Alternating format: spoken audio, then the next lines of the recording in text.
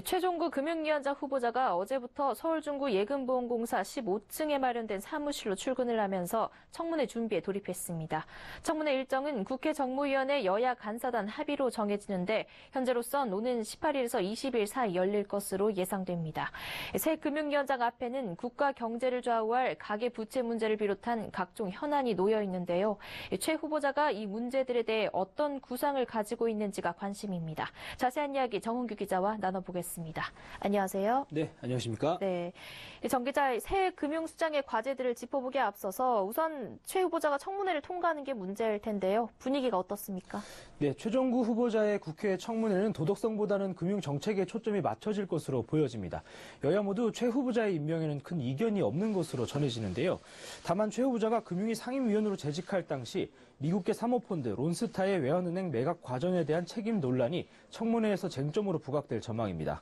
최 후보자는 금융위 상임위원으로 재직하던 당시 론스타를 금융자본으로 판단해 먹튀를 방조했다는 것과 여론의 눈치를 보느라 매각을 지연해 론스타의 투자자국 소송 제기에 단초를 제공했다는 비판을 동시에 받고 있습니다. 하지만 이 사안은 이미 수차례 논의가 됐고 2011년 금융위의 결정은 론스타의 먹튀를 방지하는 고육지책이었다는 평가가 지배적이어서 큰 장애물이 되지는 않을 것으로 보입니다. 네. 청문회를 넘어서 금융위원장이 되면 가장 큰 현안은 역시 가계부채 문제일 텐데요. 더욱이 문재인 대통령이 관계 부처들의 8월까지 종합대책을 마련하라고 숙제를 내놓은 상황이잖아요. 그런데 청문회 기간을 고려하면 금융위원장으로서 시간이 많지 않은 상황인데 이 최 후보자가 가계부채 문제를 어떻게 바라보고 있습니까? 네, 최 후보자는 최근 내정 직후에 기자 간담회를 열고 가계부채 문제에 대한 견해를 밝혔는데요. 당장 구체적인 대책을 내놨던 건 아니지만 어느 정도의 방향성은 보여줬습니다.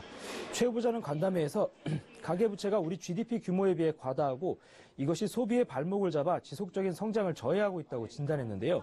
반면에 가계부채의 폭발성이 있냐면 그것은 또 그렇게 보기 어려운 부분이 있다면서 단기간에 해결할 방안이 있다고 생각하지 않는다고도 말했습니다. 이러한 발언을 고려하면 8월 말 발표되는 종합대책은 파격적인 정책보다는 금융당국의 기존 입장이 유지되는 선이 될 것으로 전망됩니다. 기존 입장이라는 것은 가계부채 증가 속도를 관리하면서 취약계층에는 맞춤형 지원을 하고 범정부 차원의 가계소득 증대 노력으로 빚상환 능력을 키우는 것인데요. 구체적으로는 마이너스 통장과 할부금융 등 대출 신청자의 모든 빚을 계산해서 상환 능력을 평가하는 DSR과 대출자의 장래 소득까지 감안해 대출 한도를 정하는 신 DTI 도입 등이 있습니다. 네. 당장 성과를 보기 위한 급격한 규제 등의 가능성은 낮다는 얘기인데요. 최 후보자가 내정이 되고 간담회를 가져서 여기서 일자리 창출과 서민 지원에 힘쓰겠다라고 밝힌 적이 있는데 이게 문재인 정부 코드 맞추기로 보는 시각도 있습니다. 어떻게 보십니까? 네, 최 후보자가 간담회에서 막중한 책임감을 느낀다는 짤막한 소감을 말한 뒤에 가장 먼저 언급했던 것이 일자리 창출이었습니다. 금융정책을 책임져야 하는 금융위원장 후보자가 가계부채보다 일자리를 더 먼저 얘기해서 좀 어색하게 느껴질 수도 있는데요. 최 후보자는 일자리 문제에 대해 가계부채와 연결된 해석을 내놨습니다. 금융의 역할은 보다 생산적인 부문으로 자금이 더 많이 흐르게 하는 것인데 가계부채가 문제가 되는 것은 가계 부문에 자금이 너무 많이 흐르도록 한 것이 하나의 원인이라는 겁니다. 즉 금융이 좀 더 생산적인 부문에 자금이 흐를 수 있도록 한다면 일자리 창출에도 기여할 수 있을 거란 얘기였습니다. 또 최 후보자는 서민 지원과 관련해서는 앞으로 더 비용이 많이 들더라도 각별히 신경 써 나가야 한다고 밝혔는데요. 그동안에도 서민 지원 정책이 없었던 것은 아니지만 앞으로는 지속 가능한 성장을 위해서 반드시 필요한 일이 됐다는 겁니다. 네. 한편 금호타이어 매각이나 은산분리 규제 완화 등은 가계부채 문제와 비교를 했을 때 지엽적이라고 볼 수 있겠지만 이해관계가 얽혀있는 만큼 만만치 않은 과제가 될 텐데요.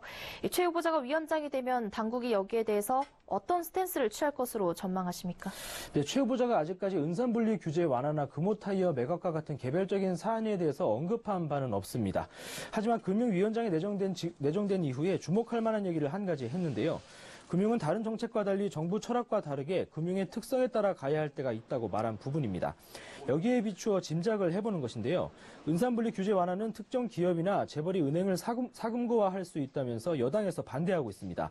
특히 문재인 대통령도 선거 과정에서 금융과 산업자본은 분리돼야 한다는 입장을 밝혔는데요. 은산분리 완화는 IT 기업이 주도하는 새로운 은행을 만들겠다는 인터넷은행 도입 취지에서 보면 반드시 필요한 부분입니다. 따라서 최 후보자가 금융위원장이 되면 금융의 입장에서 관련법 통과를 위한 국회 설득 등을 기대해 볼 수 있지 않을까 생각됩니다. 또 금호타이어의 경우도 지난 대선 때 문재인 대통령은 물론 더불어민주당 등 정치권에서 호남의 지역 기업을 중국 기업에 헐값에 팔아서는 안 된다고 반대했는데요. 하지만 이번 매각은 채권단 입장에서 보면 타당성이 없거나 법을 어긴 것도 아닌 만큼 최 후보자가 청문회를 통과하면 어느 정도 금융의 입장에서 가르마를 타줄 것으로 보여집니다. 네, 최종구 금융위원장 후보의 앞으로의 구상에 대해 정은규 기자와 이야기 나눠봤습니다. 오늘 말씀 고맙습니다. 네, 감사합니다.